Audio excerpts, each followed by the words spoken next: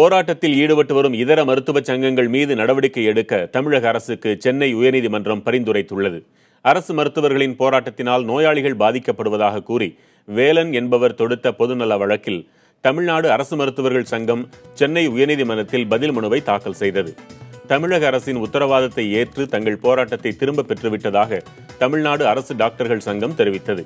தங்கள் கோரிக்கையை வலியுறுத்தி பணி நேரம் அல்லாத நேரத்தில் தங்கள் போராட்டம் அமைதியான முறையில் நடைபெறும் என்றும் மருத்துவர்கள் உத்தரவாதம் அளித்தனர். மேலும் வரும் 8ஆம் தேதி நடத்த திட்டமிட்டிருந்த போராட்டத்தையும் கைவிடுவதாக தங்கள் மனுவில் தமிழ்நாடு டாக்டர்கள் சங்கத்தினர் தெரிவித்துள்ளனர்.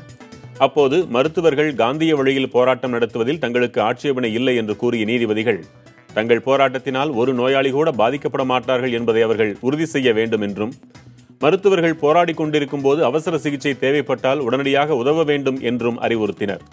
அதே நேரம் மருத்துவர்கள் போராட்டம் திரும்ப பெறப்பட்டதாக கூறப்படும் நிலையில் இன்றும் போராட்டம் நடந்ததாக நீதிபதிகள் தெரிவித்தனர்.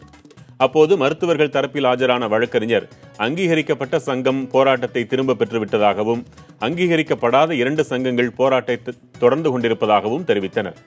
அப்போது தொடர்ந்து போராடுவோர் மீது சட்டப்படி நடவடிக்கை எடுக்கலாம் என்று உத்தரவிட்டனர்.